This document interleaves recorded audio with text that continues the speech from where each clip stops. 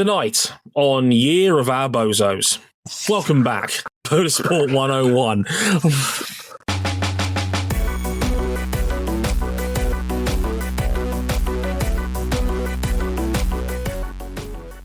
Couldn't even keep a straight face through the intro, could he? Barely. It was a tough gig, but I'm rusty, shall we say.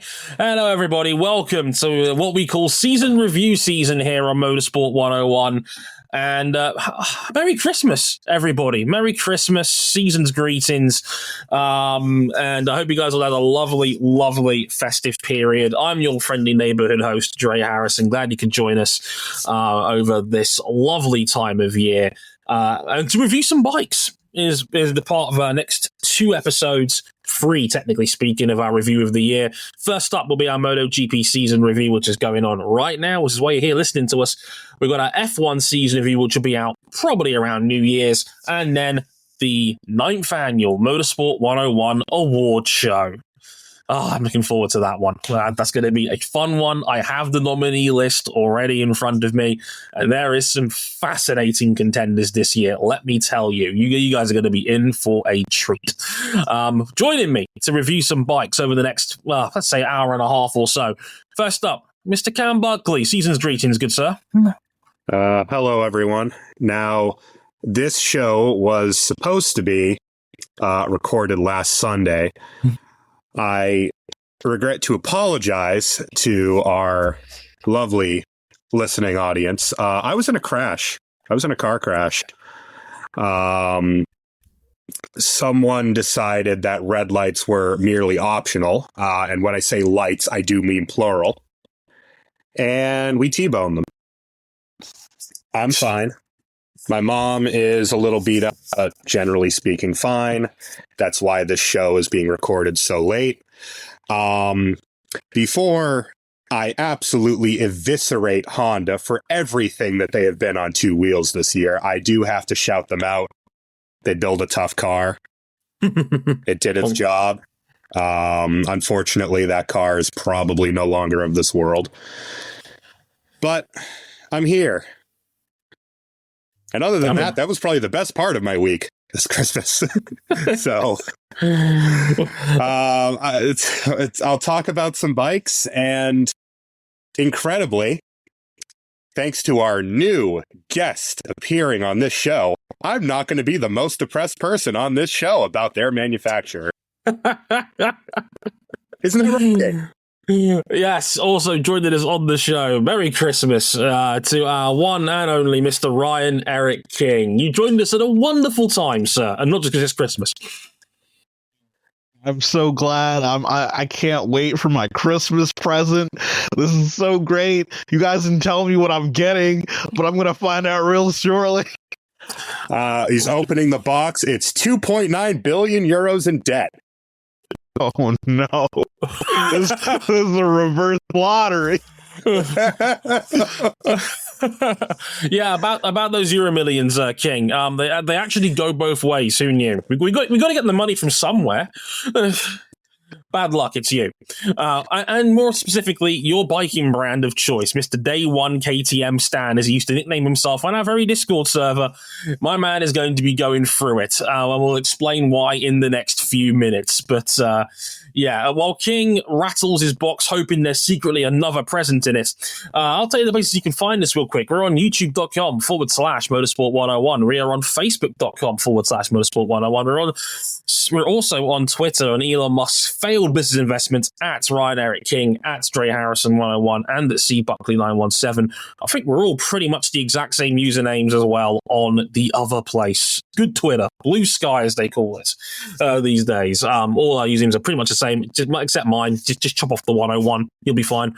Go over there. You can follow us on there already. You can also check out all of our written content as well on the website. The DRRs and the season reviews are all done on there as well, so you can read them all to your heart's pleasure on the blog section of motorsport101.com. All of our social media details and all of that good stuff is on there, as well as our Patreon page, patreon.com/motorsport101. $5 gets you early access to all of our content. You can upgrade to the $10 tier to get the supporters club of our Discord server. You can listen to these episodes live as they're being recorded, as Jason is doing so right right now. Merry Christmas, Jason. Thank you very much for your continued support. And big shout out to Connor Pearson, who's resubscribed at the $10 level. Thank you very much, Connor.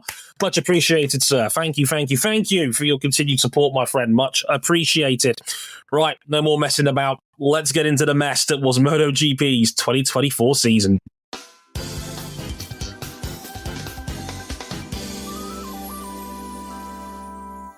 Now, if you've been listening in, and you've been a long-time listener of Motorsport 101, you'll know we have a rough format we go to here when we do our season reviews. We normally go in reverse championship order. However, I made a last-minute audible. I may have changed my mind on this one because, well, we haven't had a chance to really talk about what's been going on in Austria, i.e. KTM. If you've been paying attention to the biking news over the last couple of months, turns out things were a lot worse than what was first reported. I'll give you a quick rundown of the 411, shall we say, of what's been going on with KTM, and then we'll talk about them off the track before we talk about them on the track. So this was the news first broke back in November that people estimated that KTM might be a few $100 million in debt. Okay, this happens to big corporations. It's not the end of the world. Then the news broke that KTM had basically entered self-insolvency. For those who don't know what that means, it means that their assets or their cash that was coming through the company was worse than what they were paying off to debtors. That can happen. So in comes the credits. Yeah, go on, Cam. Well, Dre, the estimates were putting it around about 800 mil euros in debt. I mean, how far? I mean, maybe someone forgot to carry the one. What was the estimation off by? Just by a factor of 2 billion. Oh. If this was a John Boy's video, you'd hear that musical riff right about now where the real number gets revealed and everyone goes, oh shit.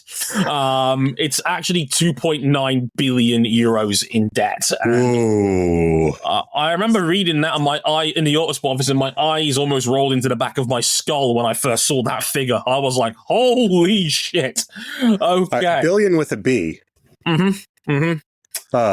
Better part of 3 billion euros in debt.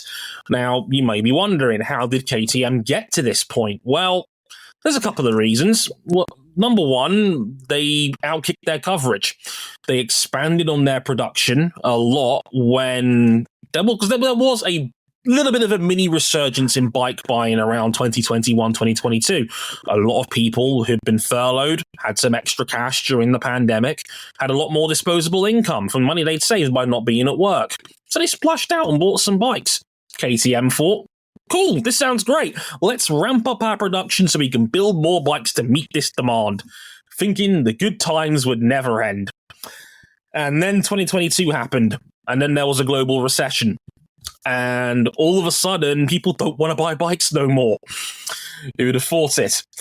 This was around the time where KTM was also snapping up a bunch of, decent sub-brands. Gas, Husqvarna, the makers of that lawnmower in your drive. They bought 51% of MV Agusta, the Italian the poison chalice. No. But their bikes are so pretty, Cameron. Yeah, so they're so pretty, and every company that ever buys into MV Agusta immediately is like, oh, that's why they weren't making money. Yeah, it's like they buy them and they look at the books and they go, oh, that's why they're a boutique. Immediate divestment. Now, I should point out for clarity's sake, Husqvarna, the motorcycle company, is a completely separate entity from Husqvarna, the we make industrial tools entity.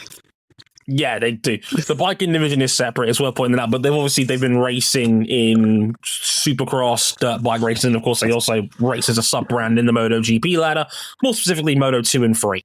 I'm going to say it'd be very convenient if they were the same company, because the Husqvarna group is absurdly profitable.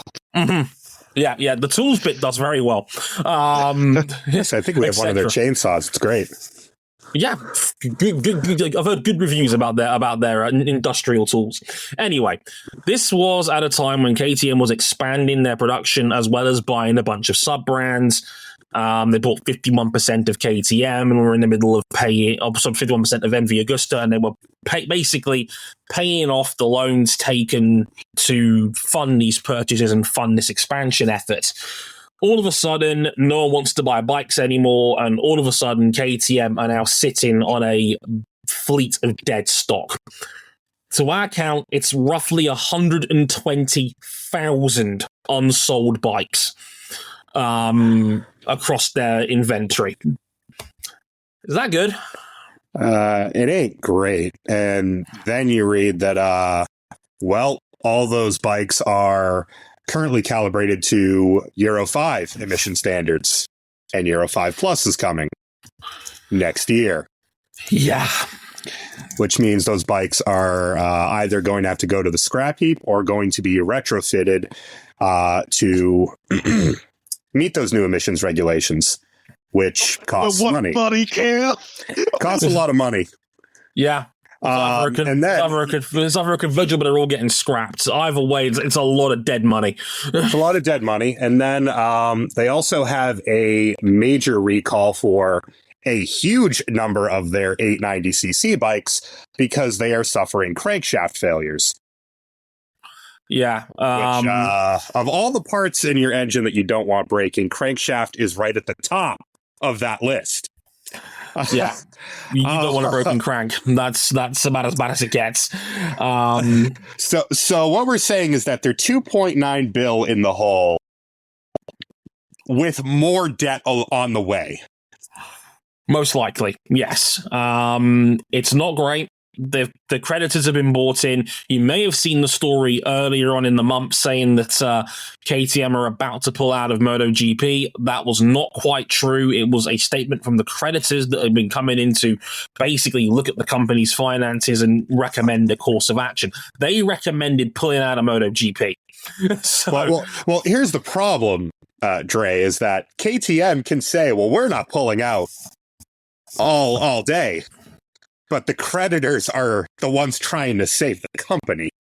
Right. Yeah, the creditors are showing up to the yacht with a shotgun like Rihanna saying, bitch, better have my money. Yeah, exactly. Now, the latest we know is that PM Mobility have been, the parent company of KTM, have been looking for investors. The good news is that it looks like they've been able to find a potential 700 million euros of extra investment, and that will be enough to keep the company afloat until their next court hearing, which apparently is going to be the end of January, around January 24th next. So about a month from the time this goes out, basically. So they've all, production of the factory has been halted until February, which also means no more development on their MotoGP team until at least that date. We'll have to see how this goes. But let's just say it's not gone down well. KTM and especially PM Mobility boss Stefan Pierre has been taken an absolute pasting, rightly so, by the Austrian courts and media, understandably, for saying, well, where the hell did the money go? Basically. At least the employees are getting paid, right? Thankfully, they are through December. There was talk that they might not be getting paid their Christmas checks. It looks like they are. That's the good news. The bad news is 300 staff are about to be laid off.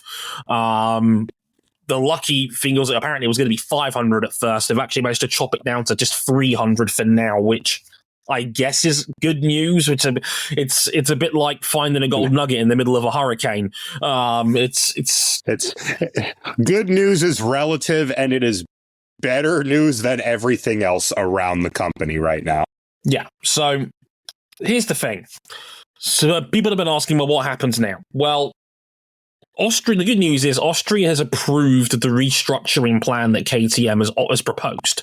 It has to be put through that in that final court date at the end of January. If it goes through, and the media in the country claims it likely will, KTM has a running clock. They will have 2 years to repay 30% of their debts owed. I know what you're wondering. Why is it 30%? Well, it's to show that KTM is a company that can still make profit and obviously be healthy. If it can do that, the rest of the debts are written off. The reason why is because in Austrian courts, if a company gets liquidated, the creditors only get 13% of the value of the assets. So it's in their best interest to wait for these 2 years and see if this bailout plan can actually happen and that KTM can get back on their feet. And yeah, for those who are a bit slow on the math, yes, that's still roughly 950 million euros. Good luck, basically. That's more money than most human beings can comprehend. Yeah. We got to make that in 2 years. Yeah. It's not great. KTM has promised they are still going to race. They say that racing is within the DNA of the company. This does not mean that their MotoGP team or any of their other categories that they serve, like Moto2, 3, the Red Bull Rookies Cup, etc., none of those are going away yet. It's the angle that KTM is coming out to the media publicly is they are going to do whatever it takes to continue at least being involved directly in motorsport. The rumors were as recently as yesterday that apparently, according to Stefan Piera, they are in talks with Lewis Hamilton to potentially buy the MotoGP team. Apparently, it is now being floated off to potential buyers. So, if you want to believe Piera at his word, sure. I mean, I'm going to say believing him in his word cost a lot of people a lot of money these last couple of years. Yeah, and all I'm going to say is Lewis Hamilton's made a lot of money over his career.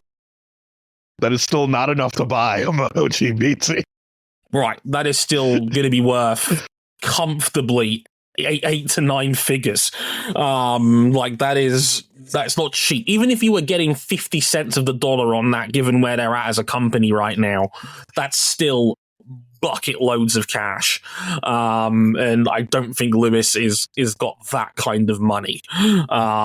He dropped 20 million on his charity, but that's also to enhance the Hamilton brand. It's a bit like investing in yourself to a degree. I don't think buying a MotoGP team is the answer. Invest money in charity, it's also a tax write-off. Don't say the quiet part out loud. But yes, King is quite right. It is also a tax write-off. So, let's just say there's some cash back on that investment. You gotta love that those generous donations that the billionaires occasionally give out, even if Lewis isn't quite worth that kind of money. Anyway. That's where we're at, roughly. As we record this on December 27th, we'll know a lot more in about a month's time once KTM gets through their next court hearing at the end of January. I mean, King, we've got to go to you first as the day one KTM stan. What has it been like for you reading the news on this? It has to be pretty nervy. It's over. It is over. He's calling the dream dead. There's no, it's hard to come back from something like this, especially if we're looking at it in just the lens of just the MotoGP team and the program. The idea that, hey, we can't develop our bike for 2 months. You're 2 months behind everyone else. At least 2 months as well, because that's just to their next court hearing. I mean, just that number, 2.9 billion.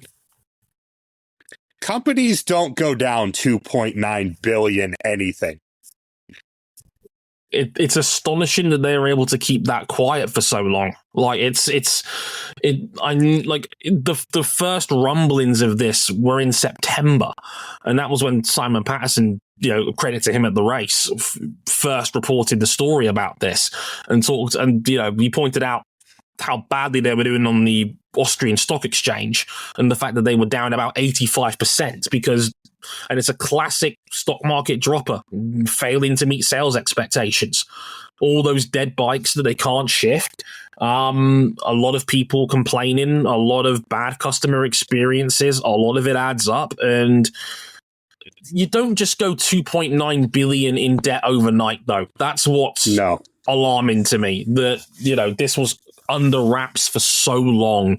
And now there's huge potential consequences. They're already going to lose 300 staff. And if they're going to go, I mean, the talk is they might spin off KTM as its own separate business compared to the rest of the mobility group. What value is there in that? As King quite rightly alludes to, no MotoGP development for 2 months is a death sentence in a busy off season, and even worse, we've got an engine freeze coming up in March. Exactly what I was about to bring up. Like, they picked a hell of a time to have to shut down development, because all of a sudden, with the tier of concessions that they are in,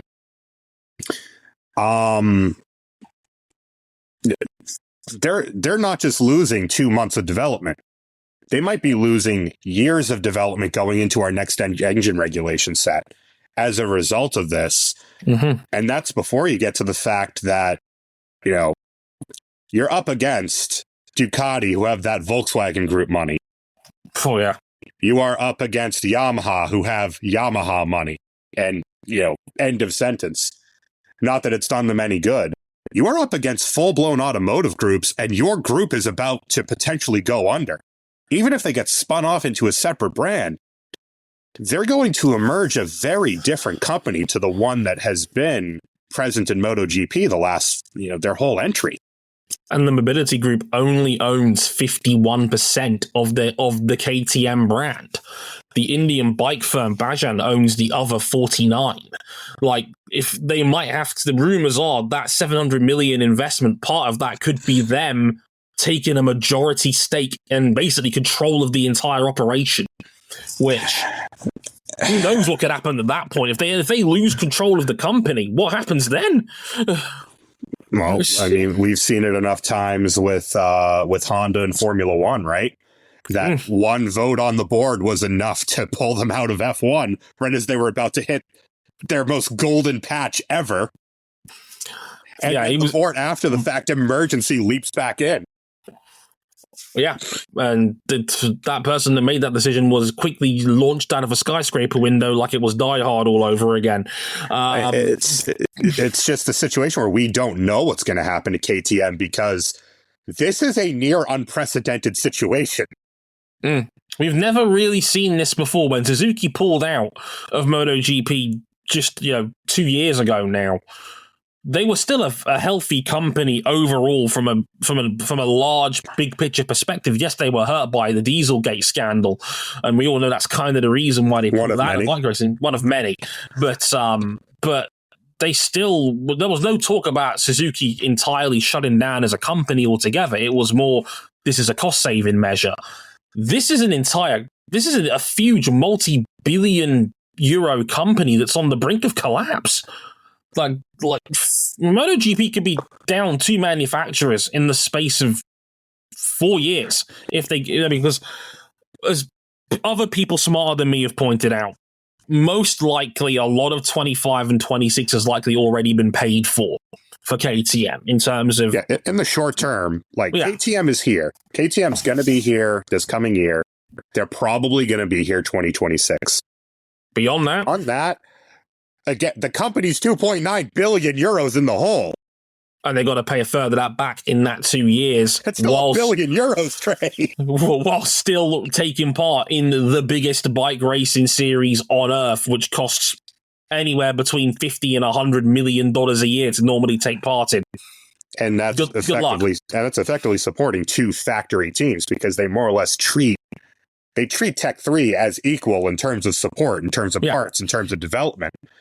You're running effectively 2 factory teams, paying a bunch of riders a bunch of money, and in the meantime, you've just burnt through 300 staff. The creditors are not going to like that. No, that's why the creditors came out publicly and said, why are you here? Because the creditors are not emotional. They're not motorsport fans. They're looking at the X's and O's, they're looking at the numbers, and they think the best course of action is pull out. And the company doesn't want to do that. So they're going to be already at an impasse. So, King, are you a Pedro Acosta fan by any chance? Man, what's the street value of Pedro Acosta? Can we get it? You might be about to find out. And we're going to leave it all under the podium. All I'm saying is, if you're a big fan of Pedro Acosta, you might enjoy him while he's under KTM provision, because it's not a good sign that his manager is apparently already shopping offers from other manufacturers for 2027 when that new contract has barely kicked in. If I'm KTM management, we need to trade him for cash considerations now before we. Like, what's Brad Binder's salary these days? Can we pay him in bread, like stale bread? Because that's the situation. I mean, look.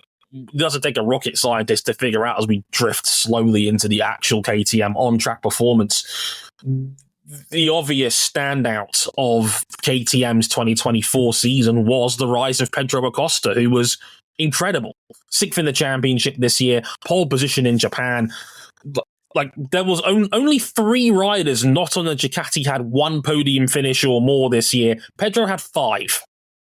Nobody else had more than 1 out of those 3 riders. 4 times on the sprint podium as well. Cam, he is as good as advertised. Maybe even better. I mean, he was, in hindsight, a shining light in an otherwise devastatingly dark year for KTM, because all of their development, all of their trick carbon fiber chassis, all of their aerodynamics on every inch of every bolt of that motorcycle, and it amounted to jack shit in the face of Ducati. They got walloped. That was the aim. Be a closer second. It was the same goal that Aprilia had, roughly, and both of them went about it in different ways, and both of them came up short in different ways. Both of them failed cataclysmically. This is going to be a running theme of this year. Well, I mean, wasn't too bad relatively, but about those Ducatis. But yeah, if nothing else, they can take stock in the fact that for now, while there is still some money in the drawer, Pedro Acosta is talismanically brilliant. All that money spent on a carbon fiber chassis and it didn't really work. No, because, and this is also going to be a running theme this year, the talk of KTM was rear tire chatter. And no developments they brought really cured it. Some actually made it worse. And it meant that no matter how much performance they brought, they had top-end speed. Their engine is certainly, if not a match for the Desmos Adichie, at least knocking on the door. Right. It doesn't matter if you can't get it to the ground. And there was times there during the year where you could visibly see the bike vibrating in slow motion as the rear tire was just bouncing constantly. And it utterly destroyed Jack Miller's season. Brad Binder was not his brilliant best of the last couple of years. And even Pedro, who could get a lap out of the bike, it was almost Marc Marquez on the last couple of years of the Honda, where he was having to tie the thing into knots so bad to get a lap out of it. It was not sustainable, and he would crash. He crashed so many times this year amidst his brilliance that he actually fucked up his shoulder quite a bit. Led the league in crashes over the course of the season. I think it was 26 or something like that over the course of the year. And at one point, he had 5 non-scores in a row and a damaged shoulder in Phillip Island, which caused him to miss time there as well, which wasn't ideal. Acosta, brilliant. Stupidly fast at times, made the most out of a bit of a Horlicks situation on the KTM, but even he wasn't infallible to its shortcomings. I mean, King, on the face of it at least, Pedro Acosta and Brad Binder is a hell of a team for 2025. I mean, Pedro almost beat Binder outright first year in the books. Like, the pressure right now has to be on Binder to get him back next season, because this was the talisman of your team, and he's been shown up year 1 by Acosta. Yeah, I mean, we knew Pedro was going to be good. We knew he was going to be a generational talent. It's kind of hard to be the guy you're compared up against him. It's funny. It's the 3rd year in a row. He like Binder was still the best non-Duke in the field. It's the 2nd year in a row he's done that, but it was only by 2 points over Acosta in the end. But also, and I'll get back to you in a minute on this one, King, they've also blown this team up because Augusto Fernandez is gone. He was sadly dreadful all year, only 27 points on the reason why I didn't even mention him of the 4 KTM riders. Yeah. Less said, the better.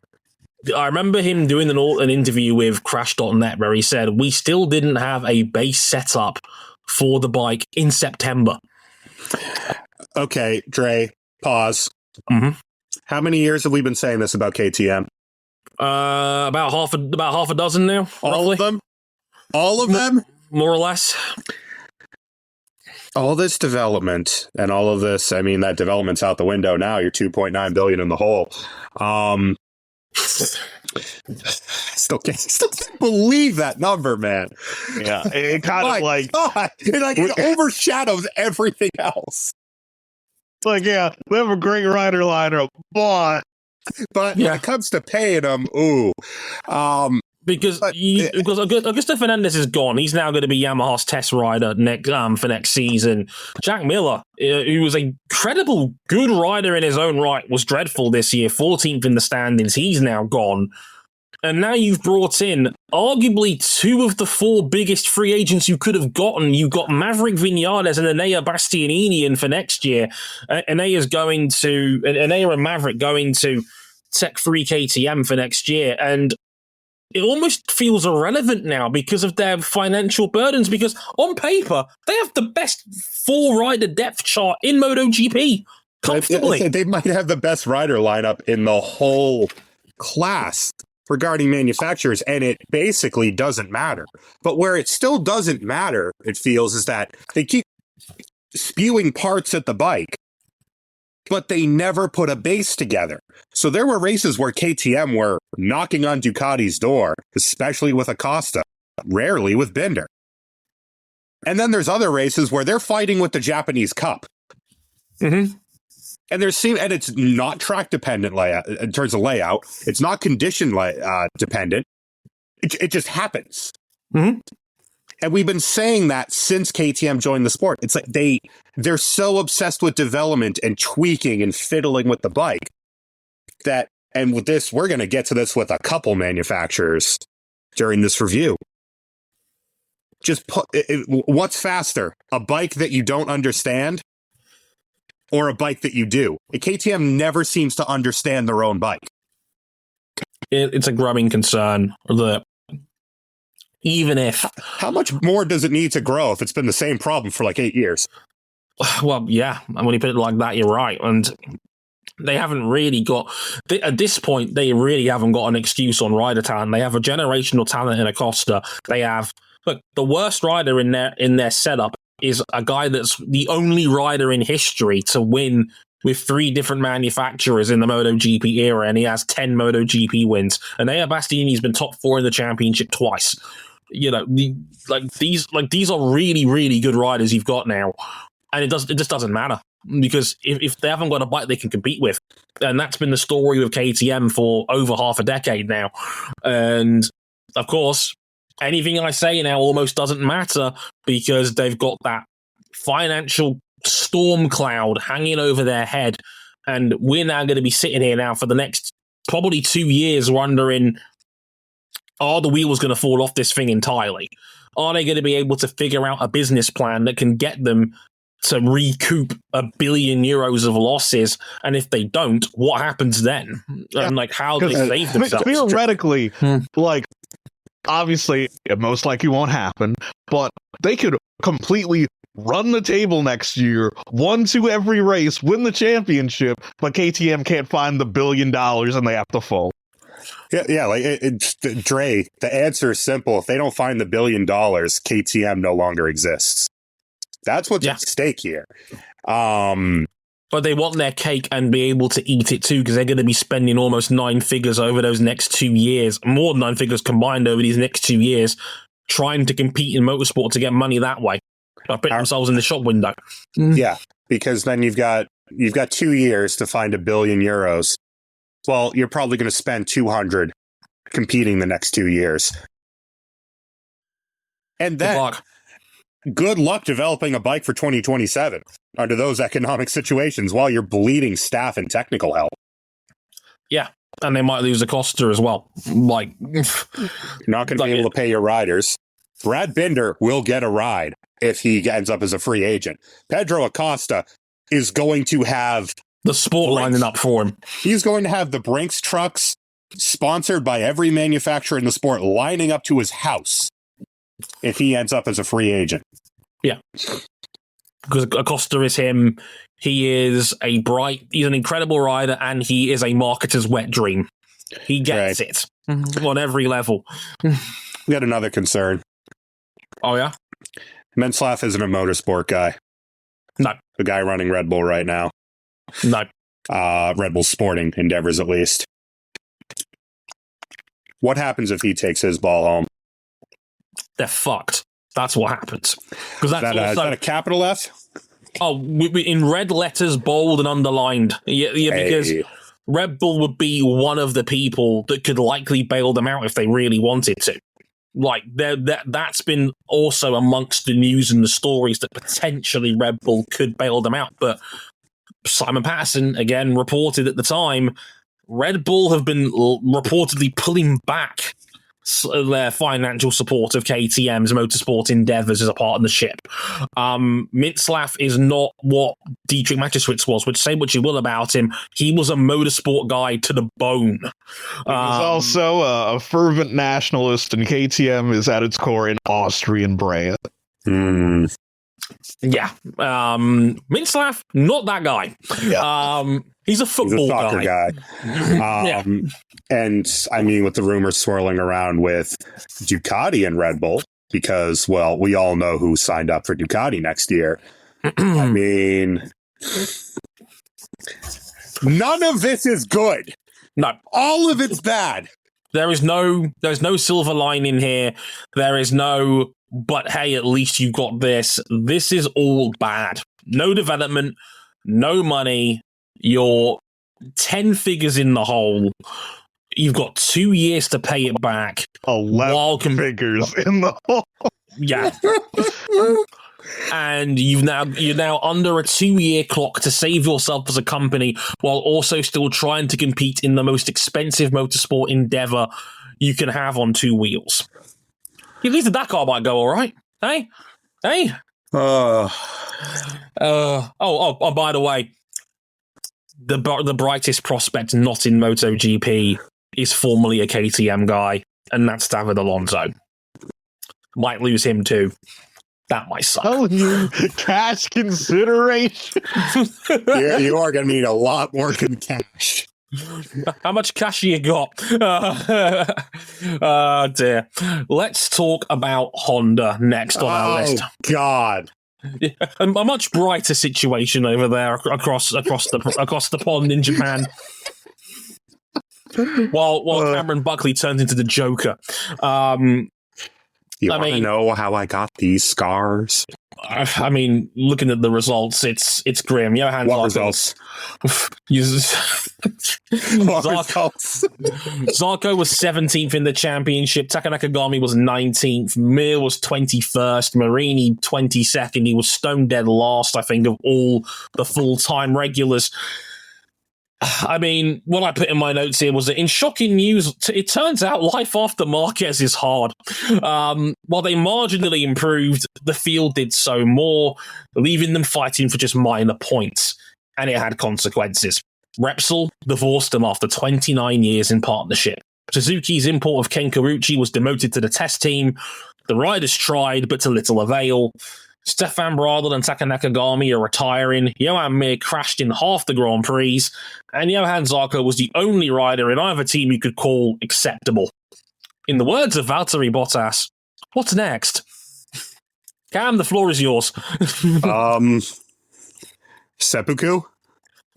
Well, I'll have you know that I'm sure Honda will be there in 2027. Oh yeah. They got plenty of money to throw down this hole. Let's see. The bike was atrociously slow, sometimes to the tune of 2 seconds a lap. When it wasn't slow, although always was slow, it was unreliable, one of the most unreliable bikes on the grid. When it wasn't unreliable, it was spinning its riders at gravel traps. The Sky the air fence, the regular fence. Johan Mir's stock as a world champion is completely gone, completely buried. There's nothing left here. It makes me very sad. He is no longer the truth. Luca Marini was expected to be slow. He was actually even slower, but at least he kept the bike upright. Taka Nakagami has been physically punished into early retirement. You forget, Taka's only 32. Yeah, I know, it hurts. He's not exactly he's not what you call Valentino Rossi age. Like, Taka Nakagami isn't 33 until February, and he had enough. What does that tell you? They absorbed a bunch of technical staff from Suzuki's departure. They're all either fired or demoted. They didn't have rear tire chatter problems because the bike made so little rear grip that it couldn't get the rear tire to chatter. The best thing about the team was their retro livery, but even the retro livery, which was great, was sat on an ugly duckling of a bike, and the bike rode even more ugly than it was. Johan Zarco tried, and for all of his blood, sweat, and tears, he got the occasional Q2 and healthy points, occasional Japanese Cup winning, and their partner of 29 years, where I literally do not know a world without Repsol Honda in it. Before you were born. Before I was born, is no longer. I'm tired, boss. But besides that, what went well? No, look, it's... I can only echo Cam's sentiment on this one. Johan Zarco put in a shift. I'll give that. I've gained infinite respect for that man. He gets the premium you tried cake. Oh yeah, like 3-layer that bitch. Make it a rainbow cake because that man earned it. I mean, whatever flavor he wants, buttercream icing from scratch, whatever he wants.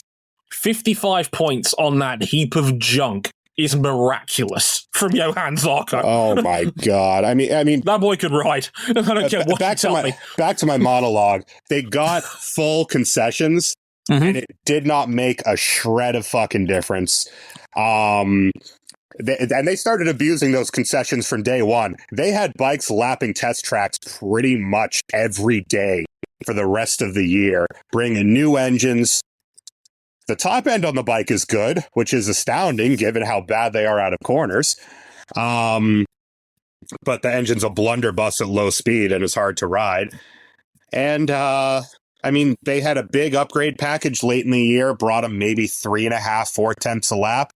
And all it made them, it took them from god-awful to merely awful, where they were just a better last. They are still, even post-upgrade, comfortably the worst bike in MotoGP. And it's not even close, man. It's so bad. It's so bad. It's another rebuild. They've got Romano Albazanio from Aprilia coming over. That is actually quite an interesting snag from Aprilia. That is huge for them. I mean... One of Aprilia's chief technical support officers in that team. They've been, if you give Aprilia something, it's the fact that they have excellent aero. That is the only real great thing about Aprilia right now, and we'll get to them later because Maverick Vinales had some stuff to say about them this week. But it's just, however low the floor gets with Honda the last couple years, it's like there's an entire city beneath it. And having lost Marc Marquez, who took one ride on the 2024 preliminary prototype and then got the fuck out of Dodge. He said that was enough. A week later, he said he was leaving the team. Yeah. If you think I'm riding that thing next year, you're crazy. Oh, Lord. We knew it was going to be bad, but there's just no light at the end of this tunnel. King, give me something. Anything. Like, if you say Somkiat Chantra is joining LCR, I will fly over there and fight you personally. Now, hear me out. There's a chance that, one dark night, a Ducati could fall off the back of a truck. I am impressed that you think that if they if they pulled a MiG-25 and took that thing apart, that they would understand anything about it. What? It's the only hope I got, kid. Listen, Cam, he's a KTM supporter. He needs to have something. Let him have this. This is just two dumb bitches going, man, this sucks. Exactly. Yeah, it's again, it's a bit of a blown up team. Mir and Marini, I mean, Mir signed up for 2 years more of this because really, what alternative has he got? He's a sadist. He's a masochist. He likes pain. There's no other logical explanation I can think of that. In fact, he's got no other seats available, really. Mir and Marini is sticking around. Obviously, Zarco's still there. Taka Nakagami is retiring, and a salute to that man because he's been a very loyal servant to Honda for, God, best part of a decade, and was a very serviceable rider.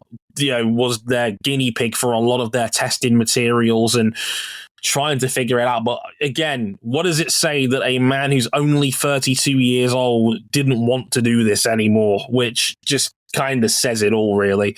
He didn't want the grind of being an every race Grand Prix rider anymore in that setup. If he had a competitive bike, I'm sure as hell he ain't retiring. Like, do not. I remember when that man got a pole position. It didn't last very long. It didn't last very long, but it was cool. It was cool while it lasted. It's just everything that can be bad about Honda is, I mean, other than the top end on their engine, but I tend to think that they're sacrificing so much rideability to get power out of it that it's just making the situation worse. Again, they're like the only manufacturer that didn't deal with rear chatter problems because the rear tire's sitting in the air most of the time. Yeah, just kind of says it's just fundamentally broken. Yeah, the whole the fundamental that redesign in 2022 pitched them down a path of no return. And I mean, you could. I hate to say it because I didn't vocalize it at the start of the year when we saw their livery reveal, but when there was a whole lot more Honda on that livery than Repsol, did you get the hint? Mm-hmm. That this marriage was coming to a close. Yeah, it just felt like shit was over. Like they were like, it was like, you know what it was? It was a livery that said, "Let's stay together for the children." Yeah, and that's what it was. Yeah, and unfortunately, Repsol just left for some scratchers. Yeah. They left this and they took the kids. Not great.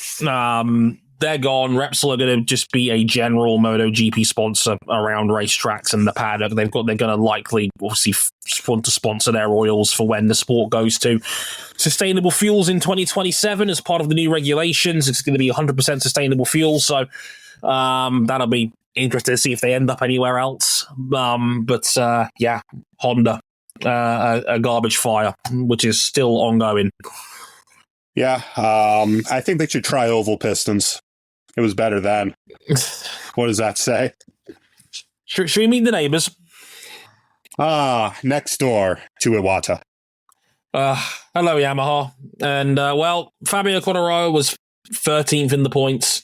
Had the occasional top six. That really hurts. 13th. A former world champion. This guy was world champion 3 years ago. This guy was leading the world championship 2.5 years ago. Alex Rins, 18th, 31 points on the year. Miserable season by Alex Rins standards. My synopsis read, Yamaha isn't too much better. They finally granted Fabio Quartararo's request for more power on the bike to try and be more combative. It made the bike unrideable at times due to poor electronics control and the aforementioned rear-end chatter. For those who don't know what we mean by that, basically Michelin's 2024 rear-end tyre basically had too much grip. And now, you may be confused by this statement, but this is an actual thing. Yeah. If you have too much grip and the bike is working that tire too hard, it's going to chatter, much like if you start scrubbing the front tires on a racing sim. Mm-hmm. And everyone had to deal with that this year except for Honda, who were literally so bad it didn't matter. Exactly. Quartararo was still excellent at times to salvage reasonable results, but this is a factory that's had to spend big to re-establish itself. Props to Lynn Jarvis in his 26th and final year as Yamaha team boss. Yeah, 26. He's almost as old as he was there, Yamaha, almost as long as Cam's been alive. I am one Lynn Jarvis stint at Yamaha old. Good man. In his final year running the team, he ticked off all the key important milestones. You got Fabio tied down for 2 more years. You got Pramac to switch to your machinery, so you have a customer team again. Now about Alex Rins, we'll get to him in a moment, but Cam, you can't say Yamaha are taking this line down, at least. No, there are more signs of life here than there are over on the other Japanese manufacturer, but a lot of the work with Yamaha right now is behind the scenes because, as we know, the inline MotoGP Grand Prix bike is not long for this world. The inline 4 will be dead come this time next year. Yamaha are switching to a V4. And a lot of their work is going to be preparing for that and then developing around that. They got much more on board with the aero game this year, as did Honda, but didn't do them a shred of difference. But they kind of ended up with a bike that is the worst of both worlds. A bike that you can't have as much aero on because it has to have a wider fairing with an inline engine.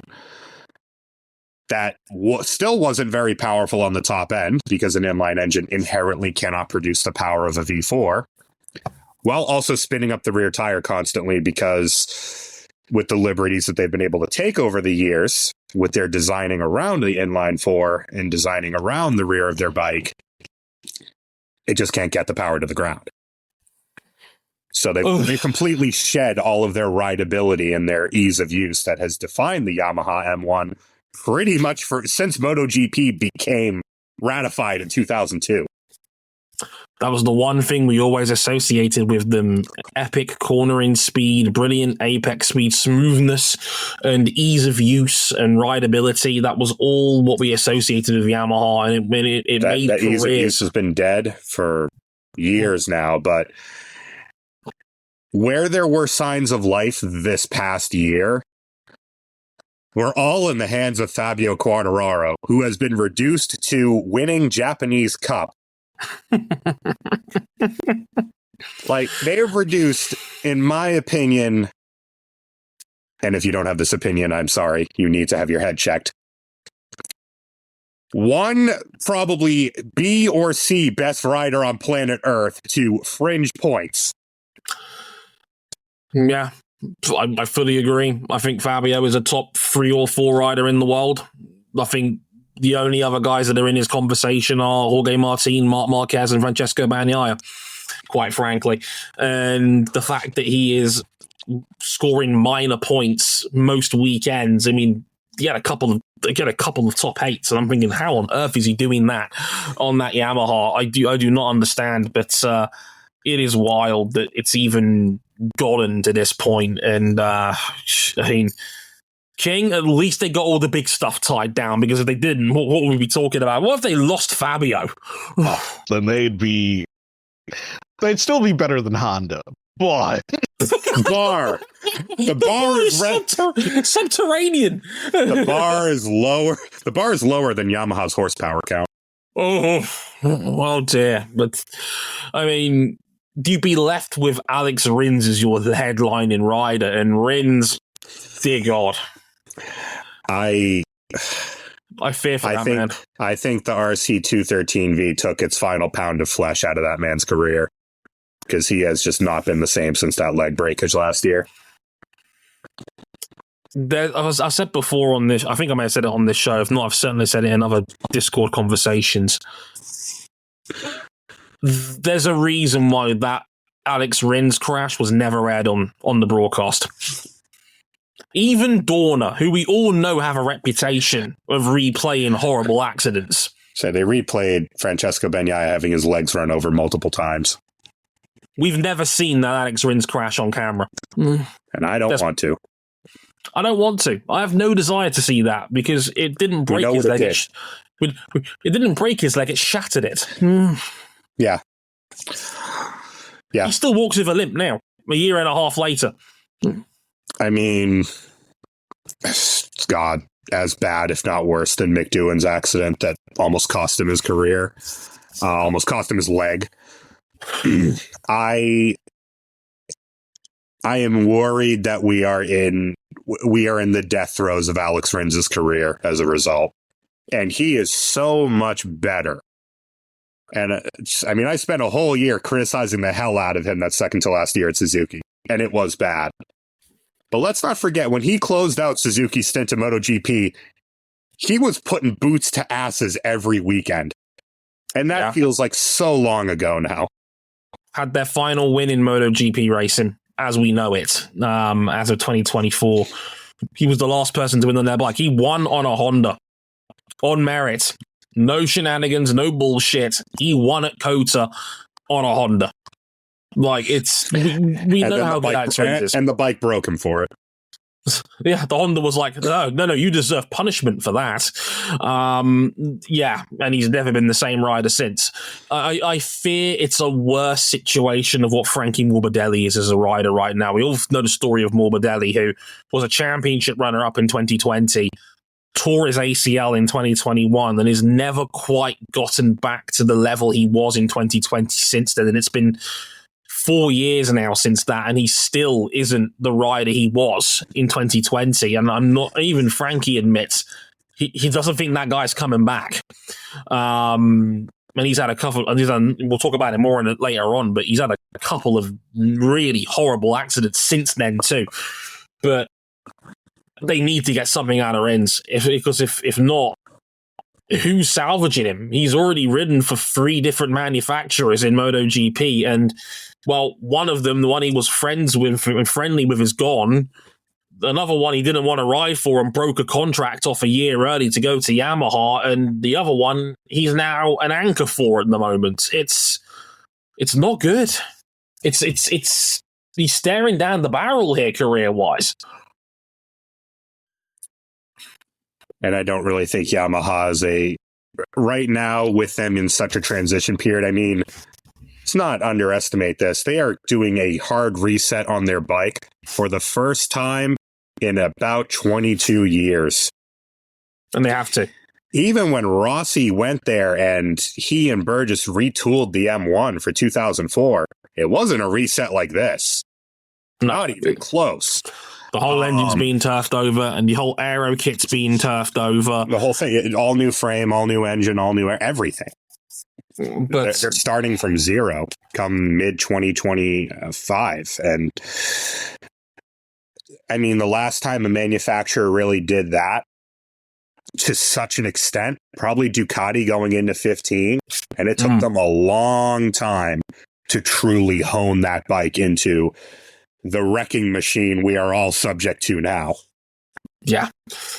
And I mean, King, the good news is they've got Pramac to switch to their machinery. You know, they've now got a customer team on the grid again. And did you hear how much Yamaha had to commit to make this happen, King? Eventually making them a second factory team. A second factory team, rider salaries paid for, a 7-year commitment, and a Moto2 team as a gift between friends. So the whole op, the entire op is effectively being paid for. Yeah. Yamaha had to hell of an incentive. They had to overpay like New England did for Albert Hainsworth to get another customer team on board. Okay, let's not get too crazy here. Am I wrong? Maybe but in having effectively a second factory team and a quality one in Pramac, now you've got data. Now you're going to have 4 bikes worth of data when you put that V4 on track. But it's a big ask. This is, I mean, it's a 7-year commitment, and it will feel like one. I mean, because they've got to be all in for 2027. The good news is because Yamaha are on less than 30% of Ducati's points, they're in Tier D for concessions, which means they are not affected by the engine freeze. They can continue to develop this V4 over the course of the next 2 years unless they get too good to be in that tier over a 6-month period, which is unlikely, let's be frank. So, yeah, they are starting from scratch. They will have all the development and concessions in the world, and they will have 2 more bikes to do it. At least there is some genuine hope in the Yamaha camp that they're prepared to go all in to try and salvage this. Not that Honda aren't, because Honda absolutely will, because bike racing is their blood and livelihood. But at least with Yamaha, you could see more of the steps going down to build towards that future. There's more to change with Yamaha. There's more low-hanging fruit. And I think there is more in the long term that I think Yamaha, this is a preparation move for 2027. You're burning the second half of 25 and 26 to learn the V4 to then hit the ground in 2027 running. And that's the smart play given where Yamaha is right now. It's not like Honda where they are just completely directionless. No, and that's something.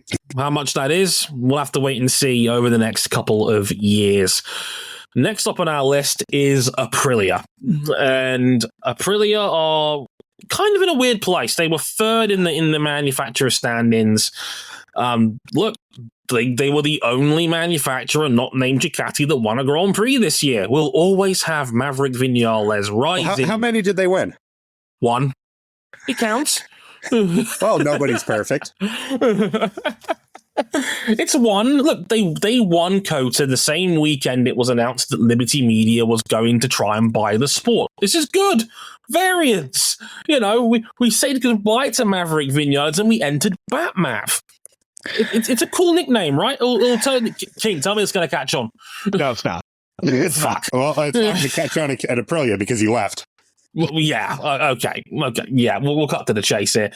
They were mid pack for most of the year. They had a sprint win, a 1 pole position, a win on merit due to Maverick at COTA, and not a huge amount else. This was meant to be the breakthrough year for Aprilia after years of getting their aero lined up, and it just didn't happen.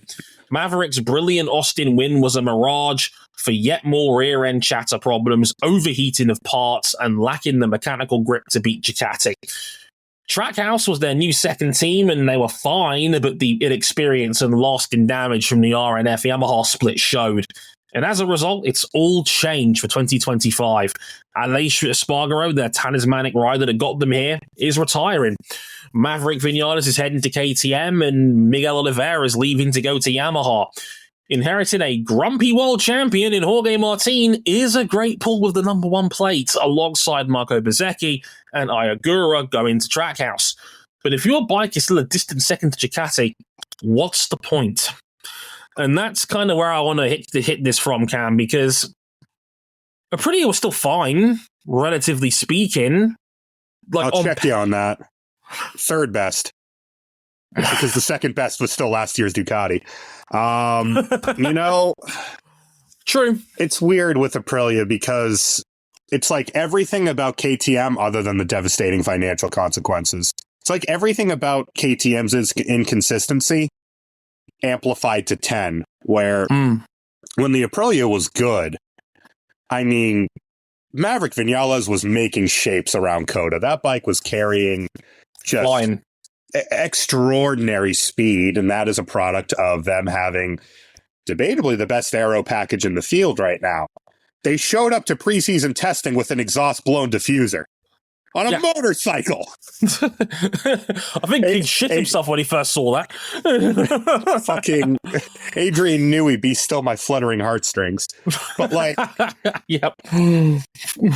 But the base changed so much this year, and Vinales was very open about that in a recent interview, where they changed so much in 2023 into 24 that they made a bike which was almost like this year's Red Bull at F1, blisteringly quick when you could get it in the window, but very difficult to nail that window. And there was far too many races where both Aprilias were just kind of in no man's land. Hovering around the lower end of the top 10, minor points, just going around in circles, just not competitive. On a good day, they could genuinely challenge for wins briefly, but there were too many days where they were just average compared to the rest of the field. And as you said, Maverick went scorched earth on them, Cam. Said, quote, I needed to ride all year with a bike I didn't like. What we really don't understand was Portimao and Austin, he said.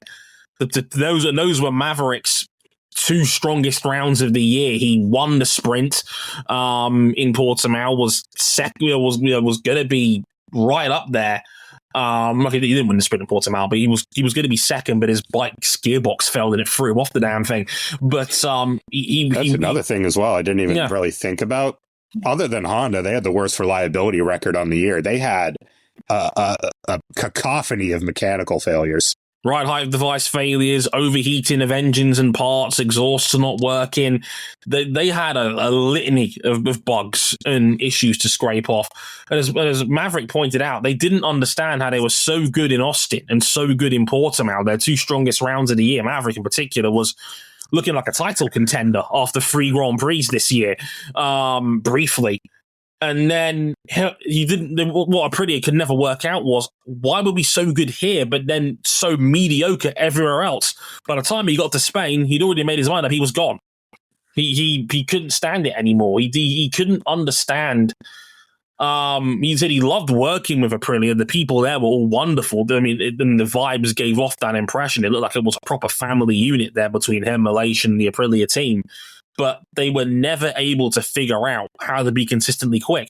And Jason makes a great point in our chat as well. Raul Fernandez over on Trackhouse spent half the year riding last year's bike, and he scored more points on the 23 Aprilia than the 24 Aprilia. Yeah, it's like all of the development. It went to a bike with higher potential, but that they could never realize that potential. And it doesn't matter how it's the conundrum of trying to fight with Ducati.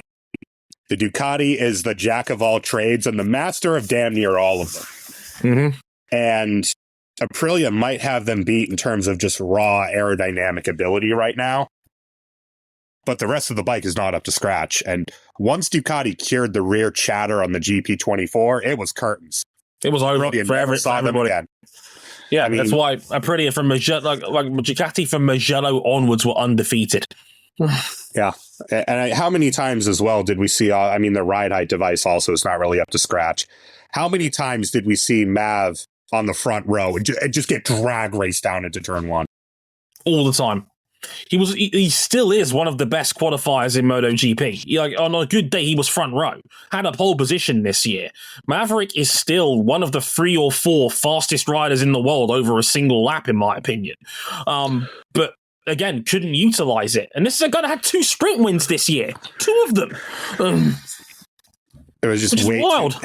There were way too many bad days, like actively bad days versus average or good days.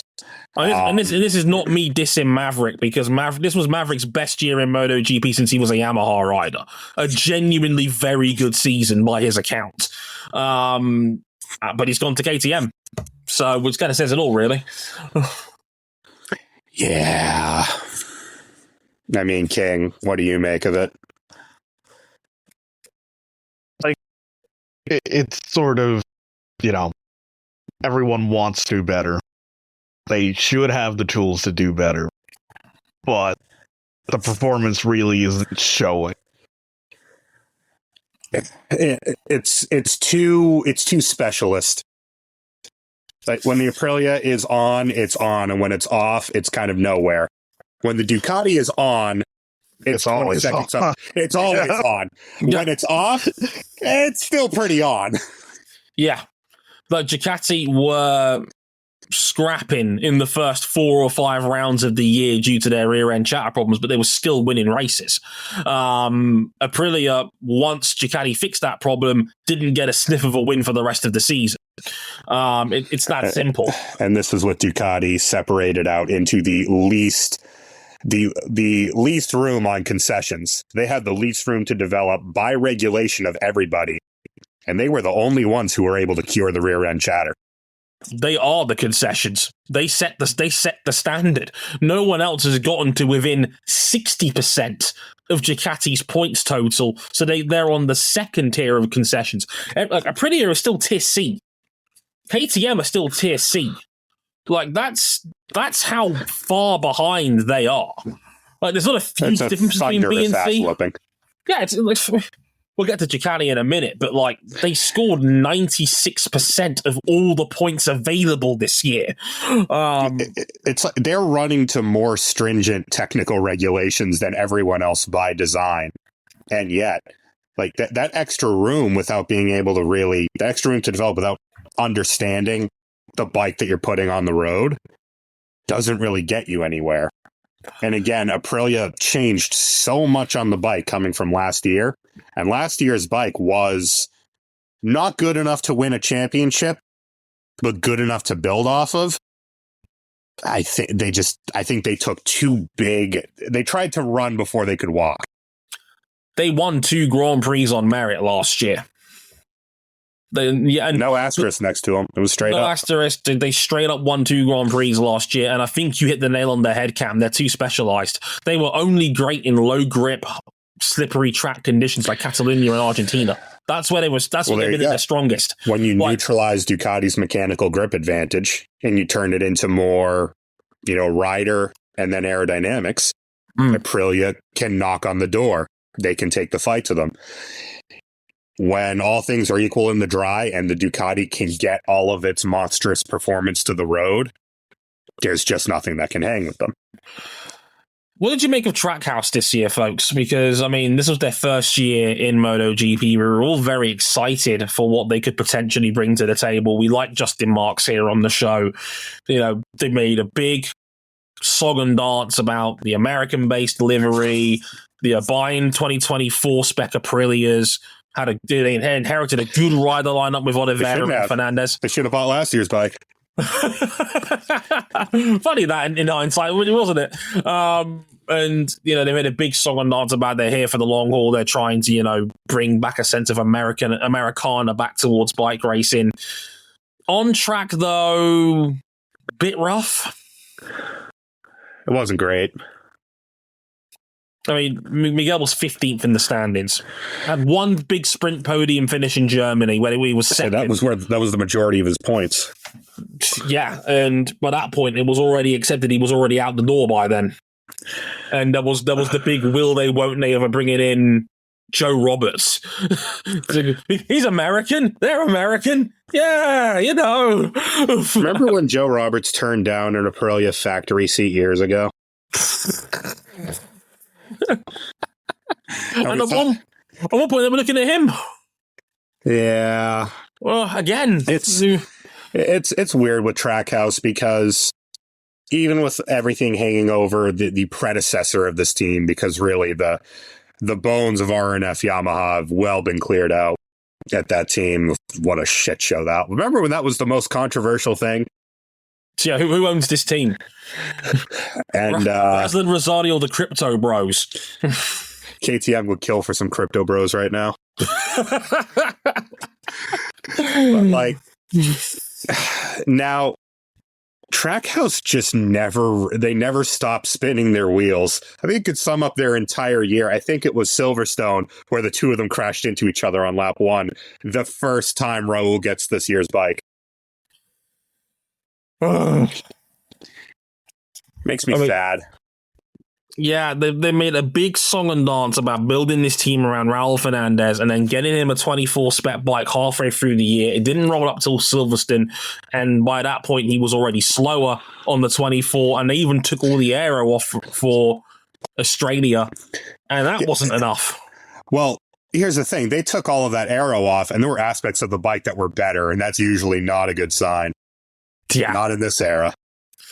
Kind of says it all, really.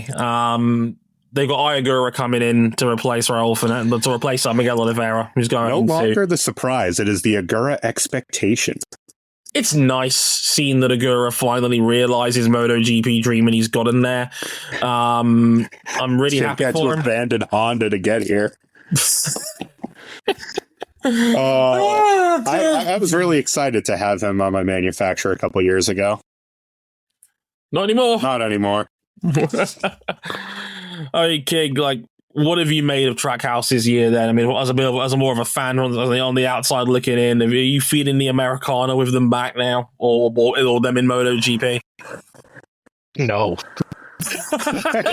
No. Beautiful delivery there. I mean, they were just there. I was about to say the same thing. They were present. Yeah, they were there. Confirm they took part. That is about the most notable thing about Trackhouse's entire year. They entered MotoGP. The gloss wore off pretty quickly, didn't it? There was never any gloss. It's just like they were here. They did not a whole lot on track. They crashed a few bikes. They scored a few points. And ultimately, I think there were times where they were better than the factory Aprilias, which for a team as factory development focused as Aprilia is very concerning for the manufacturer. But this whole manufacturer needs to figure out what the next step is, because just pouring aero onto the bike and making big swings at it is not making a dent in the big mad motherfucker up at the front of the field. Yeah, they need to take some swings. They need to figure this out. They need to figure out the mechanical grip and their reliability. Just build a solid motorcycle, build a base that works, and then go from there. Because right now, what they have fundamentally does not work. It's not terrible by any stretch of the imagination, but if you're going to be taking on Ducati, you need a stronger base to work with. The aero will figure itself out. You've got more than enough aero dudes in there to figure this out. And let's not forget the small and important matter. They've got the world champion joining their team next year. I hope Jorge Martin liked winning when he was winning. Are we that down on this already? I think he's going to be his usual brilliant self, scoring 6th places constantly. Wow. Agreement, King? Yep, 100%. 100%. It's like you're a fantastic rider. You definitely deserve to win the world championship, but there's only so much you can do. This is not a Valentino Rossi 2004. No, this is a Valentino Rossi 2011. Okay, maybe not that far down, but Valentino Rossi 2013, maybe? That can work. That might work. Depends what Aprilia can do with it. You know, I wonder where I think the money bag goes as well. But look, on paper, it's a fun team. Like, Jorge Martin and Marco Bezzecchi are two outstanding riders when they're fully dialed in. We saw what Bez could do when the Ducati agreed with him last year. He was top 3 in the championship. That is a fucking brilliant. There's so, like, the depth of talent in MotoGP right now is fucking nuts. Marco Bezzecchi was 12th overall this year, and he was 3rd in the championship last year. Think about that. It wasn't a great year for Bez.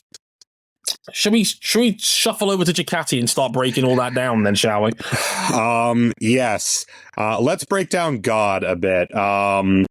Business as devastatingly usual for Bologna. Early teething problems with their GP24's rear-end chatter were solved by the European rounds, and then from Magello onwards, they didn't lose again. Marc Marquez played a cameo role on the GP23, but the 24 version won 16 out of the 20 Grand Prix this year, and of course gave us Bagnaia versus Martin 2, Bozo Boogaloo.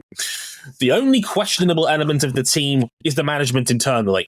They gutted their floor by going back and forth on Jorge Martin and electing not to re-sign him, losing Enea Bastianini and Marco Bezzecchi, and their number one customer team of the last 20 years in Pramac is gone.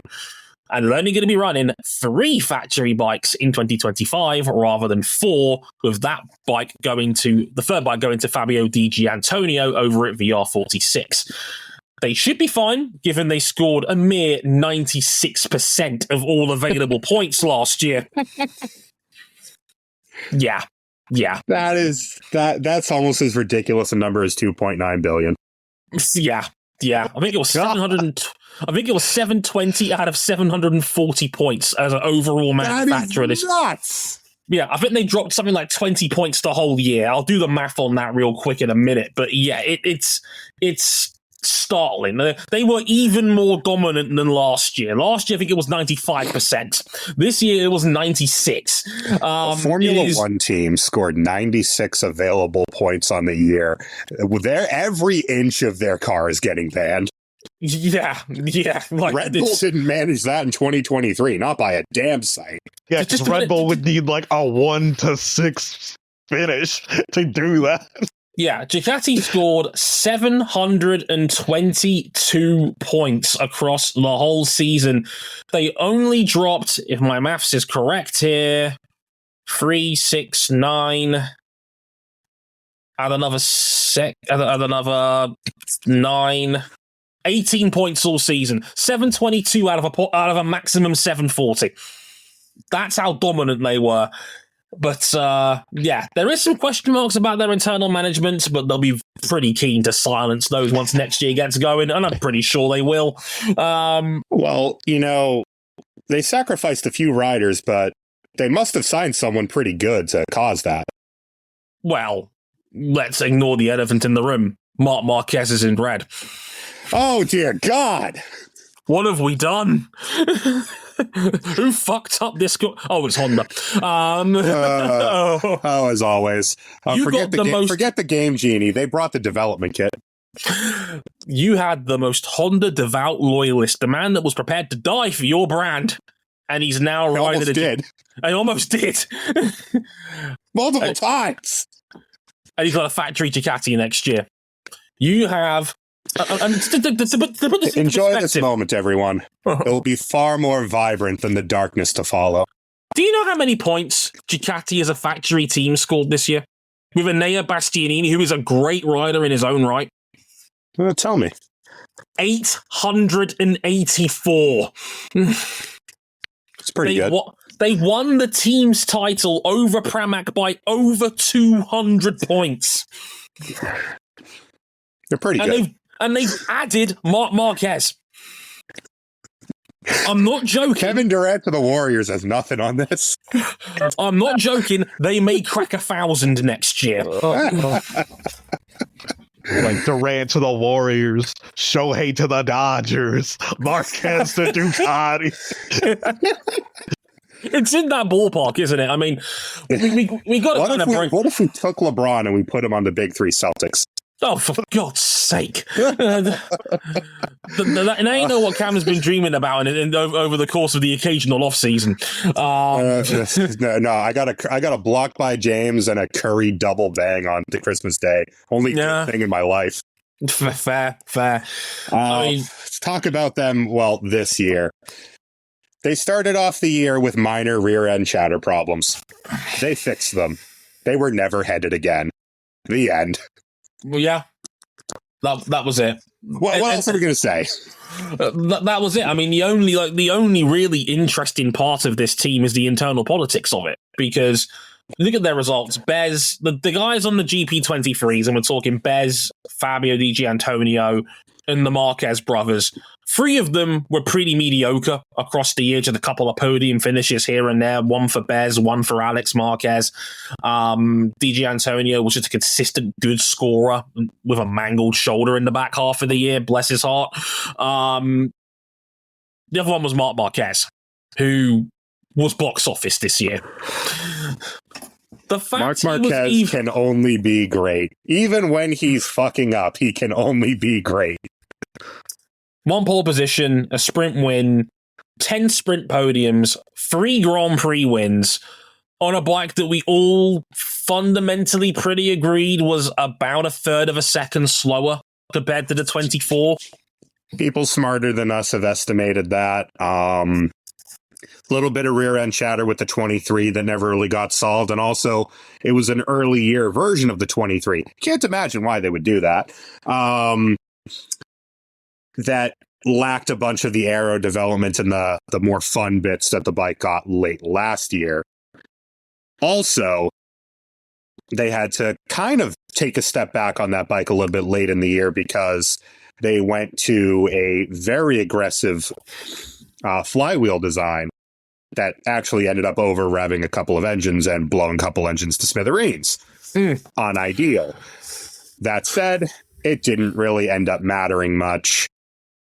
When the factory team didn't win, Pramac won. When Pramac didn't win, Gresini won. When Gresini didn't win, Aprilia got one on the board. Like you said, nobody's perfect. But Ducati was pretty damn close. I mean, King, again, outsider looking in, what did you make of Marc Marquez's year on that GP23? Just scrapping for whatever he could get.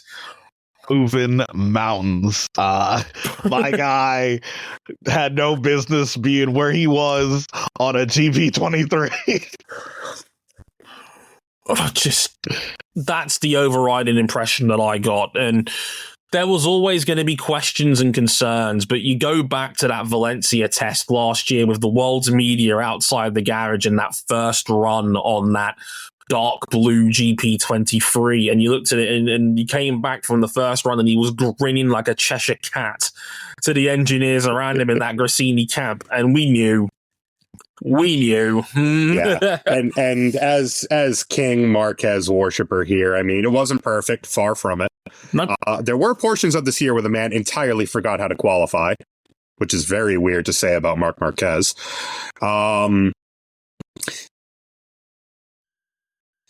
Probably could have won a race or two more were it not for silliness. But when he was on, he was devastating. That Aragon race, Jorge Martin, for what it's worth, one of the fastest men to ever throw a leg over a motorcycle. He gave that shit up on lap 2. Yeah. There was no point. The Aragon weekend where Marquez was essentially perfect. He qualified on pole by, I think it was nearly 0.6 of a second on the field, led every single lap of both the sprint and the Grand Prix, Grand Slammed the pair of them, and as MotoGP now calls it, a super Grand Slam. Name might need work, but I remember distinctly there was a part of that weekend where Bagnaia was speaking to the media on Saturday morning, and he's watching the onboards of himself and Marquez side by side. And this is Bagnaia, and Bagnaia's a great dude. He's incredibly humble, very honest and modest about himself as a bike rider. Said straight up, he's leaning 5 degrees harder into the corners than I can. I can't do that. I can't do it. And Martin and Bagnaia have kind of popularized this style of basically leaning up under the bike and turning it from underneath rather than the side. It's incredibly aggressive, very hard to pull off, but if you can, there's speed in it.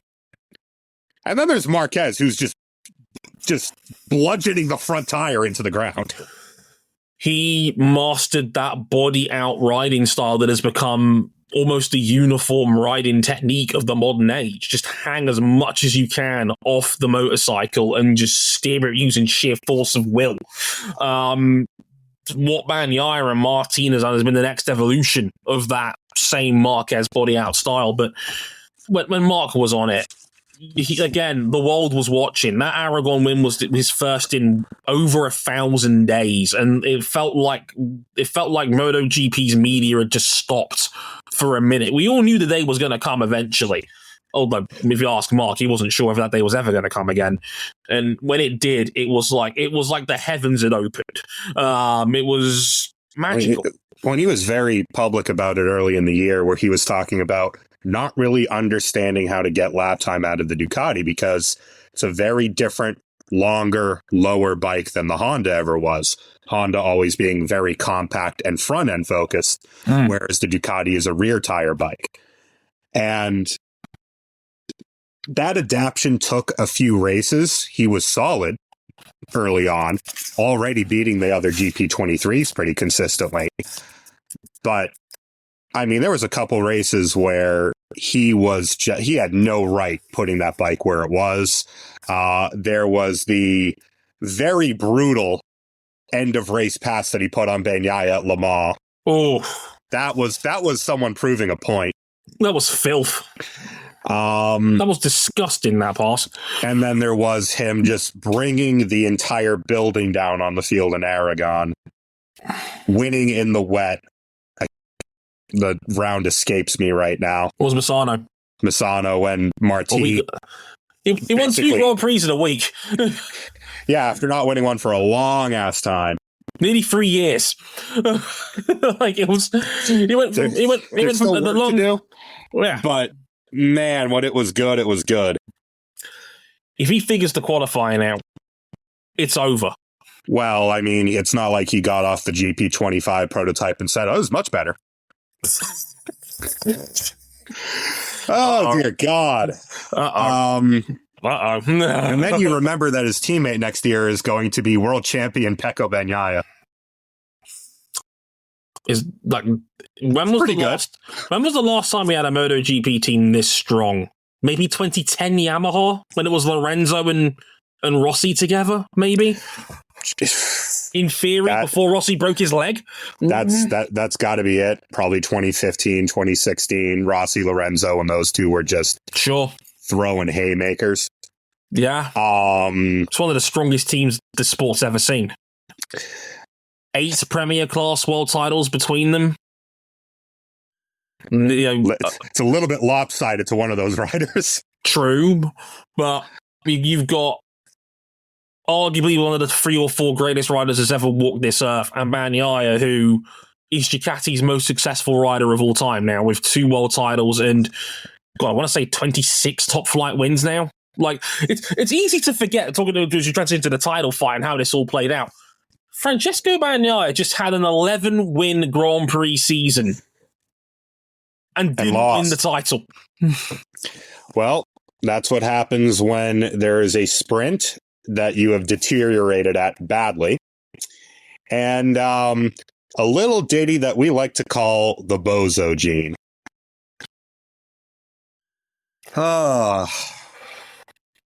When Bagnaia was good, he was completely untouchable.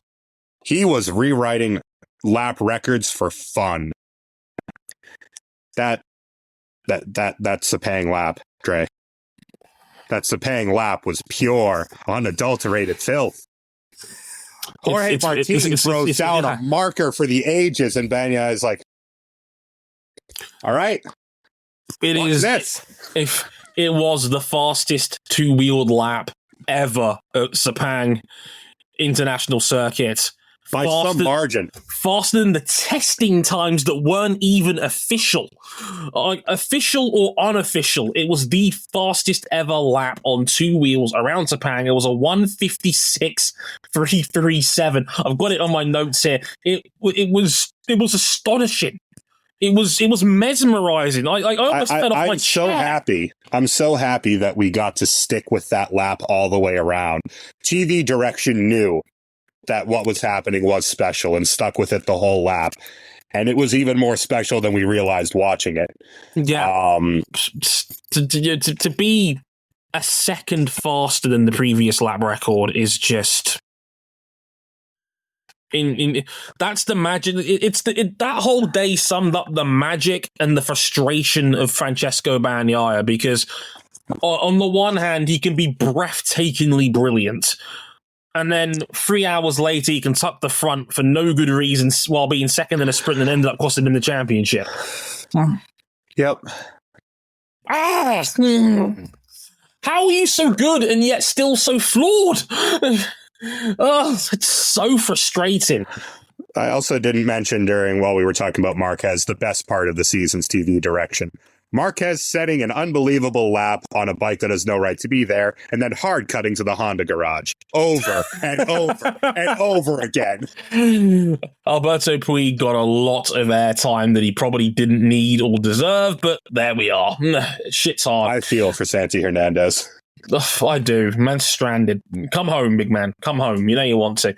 I mean, King, what did you make of this title fight as the year went on? Because, I mean, these are like Jorge Martin and Francesco Bagnaia are two incredible bike riders, but also so frustrating at times. Like it on a season long basis, it's fun to watch. But it's clear that the door is open. If someone could just be more consistent on a Ducati over the course of an entire year, that they can easily win this championship. They left so much. It's kind of weird in a sense where we often, I mean, Jorge Martin, the reason why we've been critical of him over the years was that he was fast as all hell, but he was horrifically inconsistent. So what did Jorge Martin do, especially in the back half of this year? He racked up points. He stuffed the point sheet where he could. We mocked him profusely when he tucked the front in Germany. That was the last round before the summer break. He was leading that race with 2 laps to go when he touched the front. Had a half-second lead on Bagnaia. He probably wins that race, knowing how good Martin is. He wins that race. He carries the championship leading to the break. He crashed.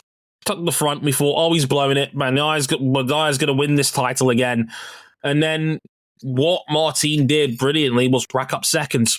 He didn't give Bagnaia any breathing room. If he did cough up a win to the man, he only took 5 points out of him. Because look at the rest of his season, Grand Prix-wise. Great Britain, second in the Grand Prix, second in the sprint. Austria, second in the Grand Prix, second in the sprint. Aragon, second Grand Prix, second in the sprint. Had the bike chains fiasco in Misano, won. Still got a point in 15 when he still won the sprint. Emilia-Romagna, the second Misano race. Second in the Grand Prix, second in the sprint. He didn't finish off the podium again for the rest of the year outside of Japan sprint, and he was 4th. He just stuffed the point sheet where he needed to, and he forced Bagnaia to win or go home, and Bagnaia cracked right at the end. That's simple. That's how it was. He took it out of Bagnaia's hands. Bagnaia had one big mistake too many, and then didn't matter how much he won by. Didn't matter how aggressive he was. As soon as Martin got the point situation under control, he just never really let go. And it's 2 complete opposite personalities. One almost more reserved, one fiery, passionate, yapping in the media. And yet on track, it's like half the time I can't tell the difference between the two. They're 2 different flavors of brilliantly frustrating. That's what it was. It defined them, the pair of them, and their journeys across this season. Bagnaia, off the bike, one of the most chill, reserved people you will ever see. Incredibly calm. Takes a lot to piss him off, genuinely. And Martin, very fiery, always forthcoming, has no problem saying what's on his mind, often quite controversially in his own right. But on track together, they were cordial, respectful. They raced each other hard, but were very fair in how they raced each other. If anything, to the media's frustration, how close they were and how respectful they were of their fight. I mean, Davide Tardosi criticised Bagnaia, said he was too much of a gentleman this year, which I thought was quite funny, and I don't think that actually applies, because I think there was actually not that many Bagnaia v Martin fights this year, actually, to be honest with you. I would say the defining almost feature of their fights when it didn't end in a crash was usually whichever one gets to turn 1 first, probably going to hold a 7/10 gap for the rest of the race because of the nature of the current technical regulations. If anything, Bagnaia had a lot more beef with people like Marc Marquez this year. Yeah. When hilarious when Marc was really not a factor in the title fight. Yeah, and he was the antagonist. He was there nipping at their heels a lot of the time this season, trying to make it work on a bike that was fundamentally not as fast. And that was the story of this season. And it led to a fascinating, if not mildly frustrating, title fight. And going into next year, I mean, this is a very different Ducati structure. Only 6 bikes on the grid with Pramac gone. Only 3 of them are going to be factory bikes. Fabio Di Gianantonio is getting the other GP25 at VR46, who are now going to be Ducati's #1 customer after Pramac's gone.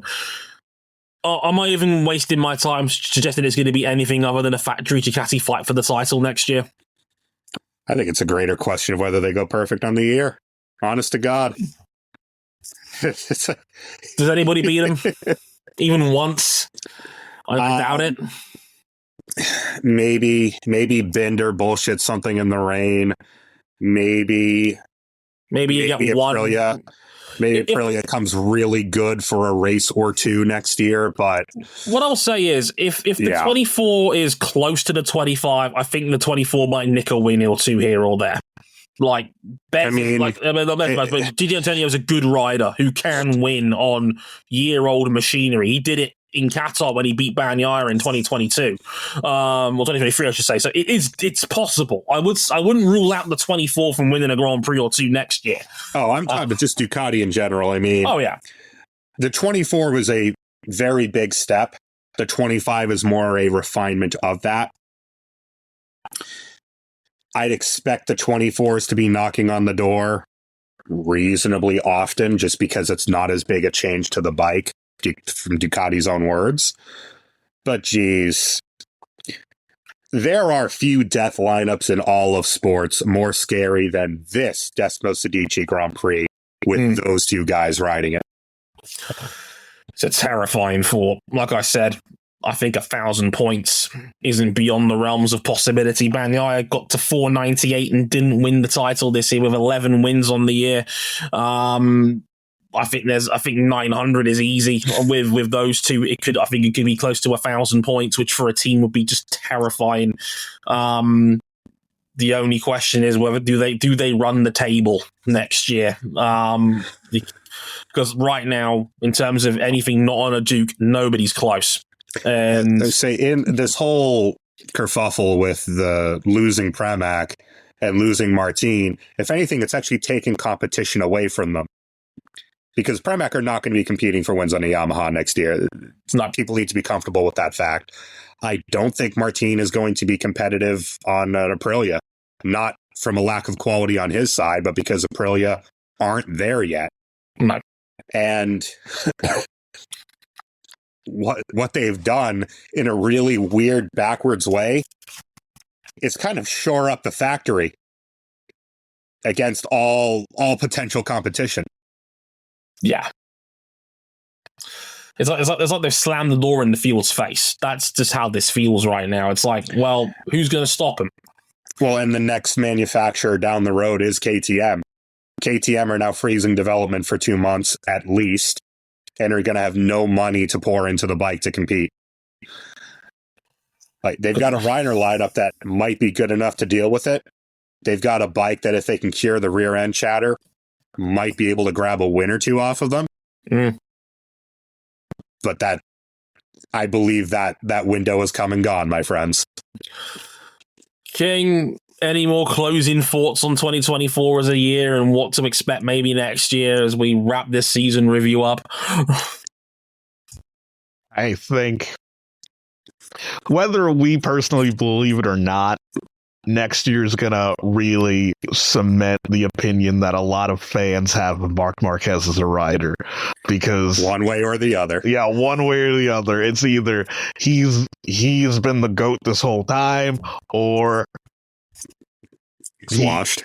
Yeah, he's washed. Like, it's one way or the other, because going through all the variables we just discussed, it feels like it's not an entirely open goal for a world title for Marc. It is simply, can you beat Pecco?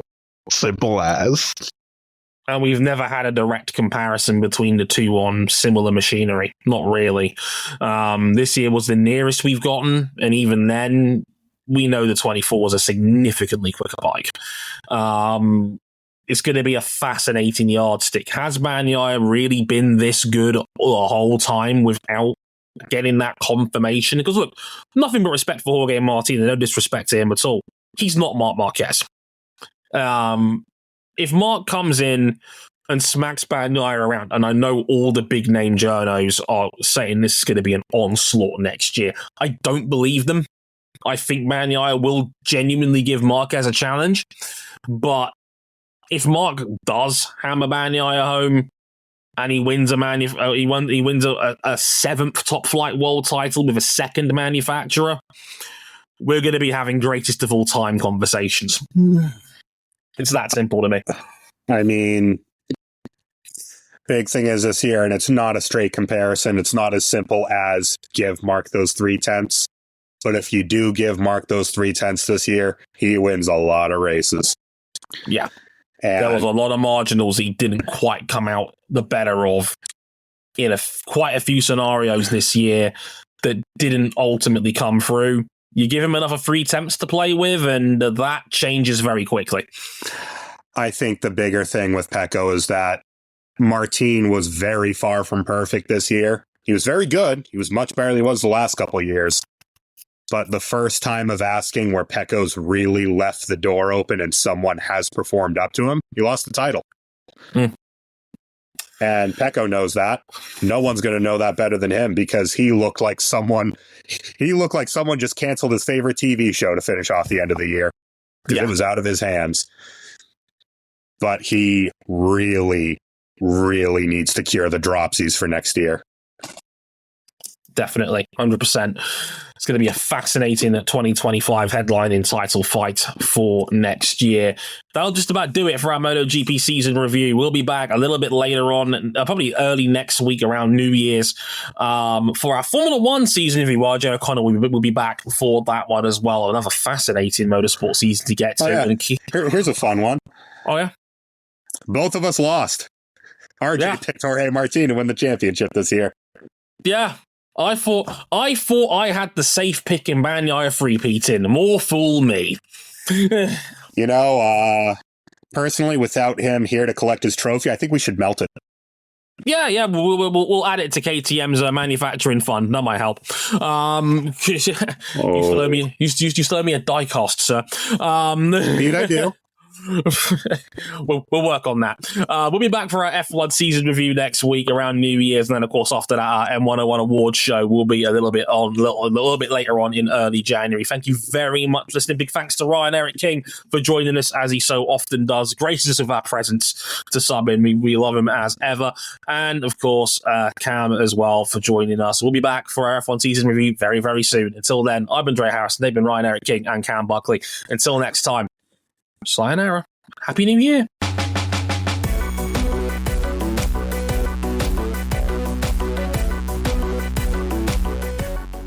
Episodes for RJ not to be on. It had to be the one where he had to talk about how KTM needs $1 billion in 2 years.